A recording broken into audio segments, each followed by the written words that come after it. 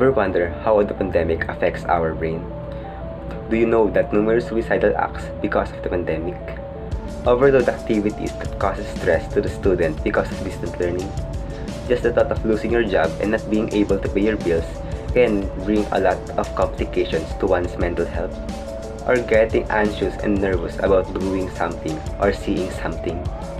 Many people are suffering, many have suffered, and many are dead because of the pandemic. We are experiencing pandemic right now. We need to be aware of it. We do not know when our mental health will collapse. Good day everyone. For this educational vlog, we will discuss about mental health awareness because of the effect of pandemic.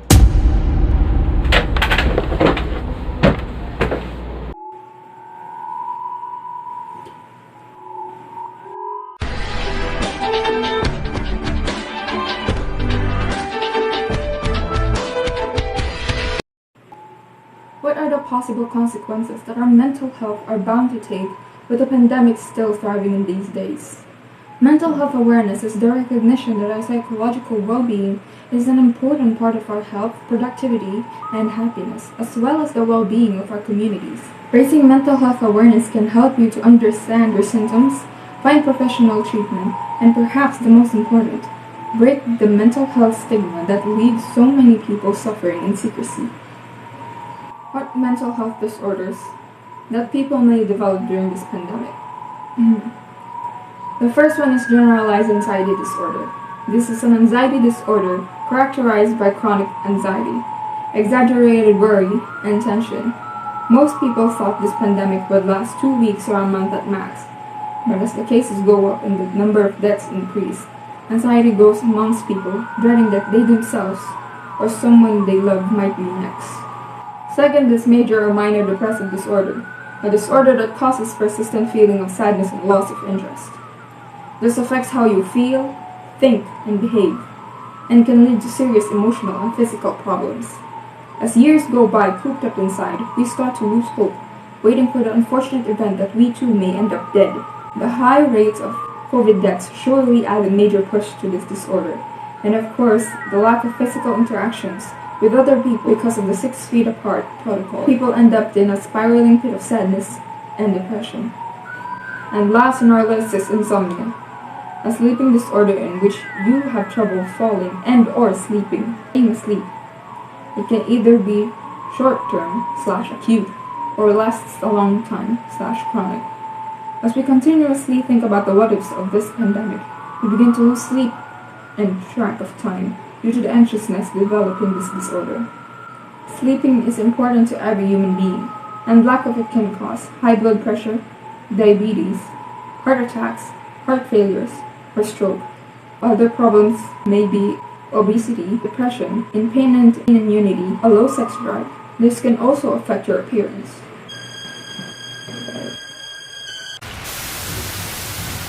How can we prevent ourselves and our surroundings o paano nga ba natin may iwasan ng pagkakaroon ng mental illness? Nowadays, all of the information about mental illnesses are in various social media sites such as Facebook, YouTube, and many more. There are many ways to prevent ourselves from having these mental illnesses. We just need to be knowledgeable and be aware of our mentality, especially this time that we still have the pandemic going on.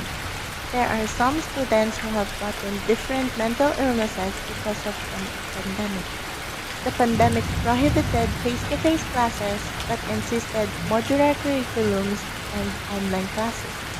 Because of the changings that has happened, caused some students to a mental breakdown, especially those students who are not used to online classes or modular curriculums.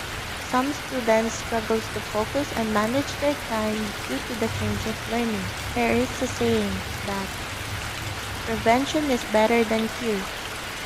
This saying can be applied to our lives during the pandemic. We need to prevent ourselves from illnesses, whether physically or mentally. Being aware or knowledgeable about these mental illnesses can help us determine which illnesses do we have and how to prevent it.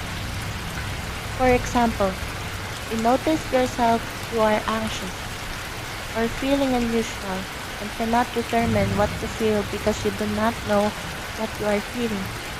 And because you are knowledgeable of what is happening to you will find a way to prevent it, thus preventing yourself from being anxious by motivating yourself or letting it all out to someone who can listen to you.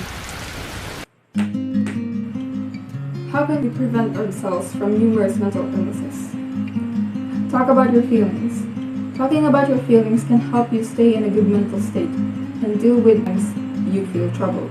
Keep active. We need to be active in our daily lives. Not only is it healthy, it also gives us time to be free from anxious thoughts. Eat well. Eating well can prevent us from having mental health disorders and having sicknesses our body can experience. Drink. Drink 8 glasses of water to keep our body and mind functioning properly. Keep in touch. Keeping in touch with people you love gives you a sense of familiarity and comfort that they're still there for us. Ask for help.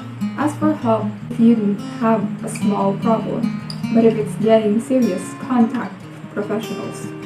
Take a break. Taking breaks is important to prevent burnouts and pushing our bodies too much to the point of collapse.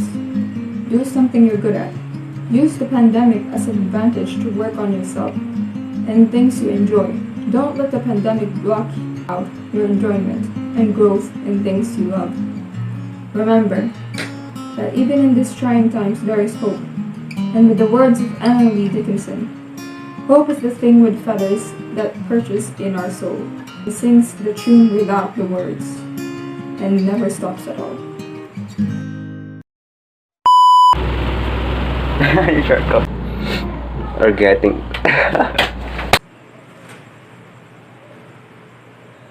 You're embarrassing. Just say the word. There's mental health. Can I just read a book? Can I just read my Percy Jackson?